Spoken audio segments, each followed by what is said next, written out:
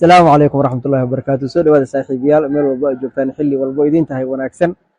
Sida qof kasta oo Soomaaliya ogsoon yahay waxaa socda dagaal suugaaneedkii ugu weynaa abid taariikhda Soomaalida. Walow uusan ahayn kii ugu horreeyay ama suugaan la isku dhaafsado kii ugu horreeyay uusan ahayn. Haddana kan wuxuu kaga gedisan yahay baaxadda dadka ay saameysay ama ka qayb qaatay. Waxaa horay taariikhda suugaanta Soomaalida ugu jirta suugaan la isdhaafsaday ama silsilad noqotay oo muddo socotay. Laakiin taas waxay ku koobneed abwaano gaara ama qabiilo gaara ama gobollo gaara oo mawduucaasi markaasi uu quseeyey. Laakiin tan waxa ay quseysaa 20 milyan ee jamhuuriyadda ku nool iyo dhowr 20 milyan ee kale ee jamhuuriyadda banaankeeda degan ee Soomaaliyeed. Waxaa aad reaction uga bixiyey guud ahaan Soomaalida weli in ka baxsan suugaanyahanada iyo intii lagu yiqiinay suugaanta dhexdeeda kaliya maahe. Waxaa aad uga qayb qaadanaya horinta ama kicinta dagaal suugaaneedkan dadkii ka baxsanaa suugaanta. Waxaa 26 bishii Juun aynu soo dhaafnay magaalada Hargeysa ee caasimadda labaad ee Soomaaliya lagu qabtay xafladda sanad guuradii 64aad ee xorriyadda gobollada waqooyi ee Soomaaliya. Si halkaasi lagu soo bandhigay ayaa dhalisay buuqan hadda socda.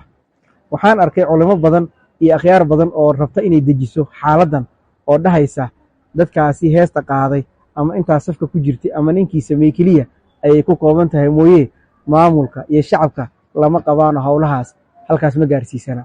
Waxaan rabaa inaan iftiimiyo haddii aad aragto suugaan noocay doonta ha ahaatee laga qaaday gole ay fadhiyaan dadkii maamulka u sarreeyey ma jirto. Lama dhihi karo waxay gaar ku tahay qofkii sameeyey ama qofkii qaaday.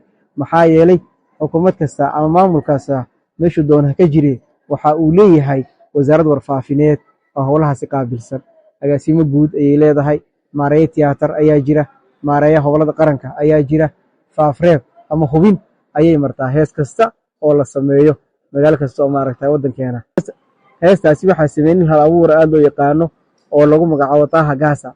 Erayada xanafta dhaliyay ee kiciyay buuqan ayaa waxay ahaayeen garoowiye kuwa xintama waxaa iga xiga amxaar xurmiye sharaf igula nool dambaa xaasidkaaga tiri ka guur deriskaaga xumi ma lihin cadow xamar ka daran. Ninkaas halkaas ayuu la maray hees saf ayaa lagu qaaday. Hoblo badan ayaa qayb ka ahaa qaadisteeda oo hablo iyo wiilalba leh. Waxaa aad uga dhex muuqday wiil lagu magacaabo Aamin Yare oo ka mid ahaa hoblo dhowaan xamar ka heesay oo show loogu tumay oo aad looga giijiyo si wacan loo soo dhaweeyey. Kaas ayaaba ka mid ahaa dadkii fogeeyey dadka kiciyey oo aad u qaadan waayeen dhalinyaradii Soomaaliyeed ee ninkaasi u hagarta baxay u sameeyey showgii lama dhaafaanka ahaa. Durba waxaa soo yeeray heeso badan oo heestaasi jawaab u ah oo ka kacay magaalooyinka waaweyn ee Soomaaliya. Waatan Koronto Aadan oo xamar ka hadashay ama ka jawaabtay. Waxa ay tiri badda iyo berigaba beec looma rabo, macdanta iyo biyaha boob looma rabo, waddankeena bilan bahdil looma rabo, cawaaloo babaday boorka looma rabo, beesha caalamkana buuq looma rabo.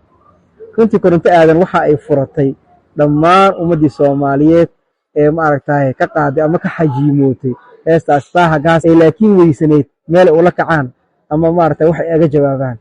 Koronto oo ku faryareysatay heestaasi ayaa cirka isku shareertay oo aad loo hadal hayaa muddadan dhow. Sidoo kale waxaa fanaaniinta ama hobolada Puntland ay qaadeen hees qurux badan iyana oo loo jawaab celin u ah heesta Taha Gaasa. Dugsigii xanaaqay baa xagga iyo ka tihin xagoo xadradda amxaarka iyo xukuumadda gaalka raba. Sheeko waxaa jirta Soomaali ay taqaano oo shili baa xanaaqday oo kacday saa markaas laga daba kacay oo kitaab laga daba qaatay oo la soo bariyay oo la soo celiyay.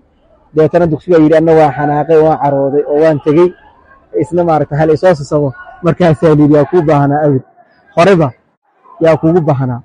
Howlada Puntland heestaasi waxay ku bilaabeen dugsigii xanaaqay baa ka tihin xagga iyo xagoo xadradda amxaarka iyo xukuumadda gaalka raba. Adinkoo iska xanaaqay mooyee annaga xagganaga waxaa ka tihin dugsi. Haddii aad xanaaqdaan ama cirka isla kortaan cid idiin soo baryaysa ama idiin soo doonaysa ma jirto ayay dhaheen reer Puntland.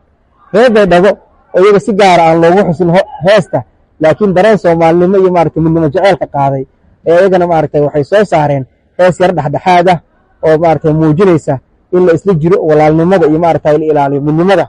Iyagana waxay dhaheen galmi wada jaraa wal ka gooyayaan goono goono gafi dhibaata walma galaayaan isgarabsaneen gubulka waa enaa mishal gohaano midnimada guud ay la garaafaydee hamar guntiyaa gogolyataan dagaalsooneedkaas ayaa socda waxaan rajaynaynaa inay si qurux badan ku dhammaado wax kastoo maaragtay kusoo kordhaana oo idinla wadaagi doonaa hambalyo beri maluuliyo guud ahaan ummadda soomaaliyeed meel kastoo ay joogaan waxaan u diraynaa hambalyada kooda luuliyo oo ah xorriyadda gobollada koonfureed iyo midooda labada gobol koonfur iyo waqooyi waxaan ilaahay ka rajaynaynaa sanadkan sanadkiisa 3 gobol ee kale ee raacday 5 gobolba oo u dabaaldega kooda luuliyo السلام عليكم ورحمة الله وبركاته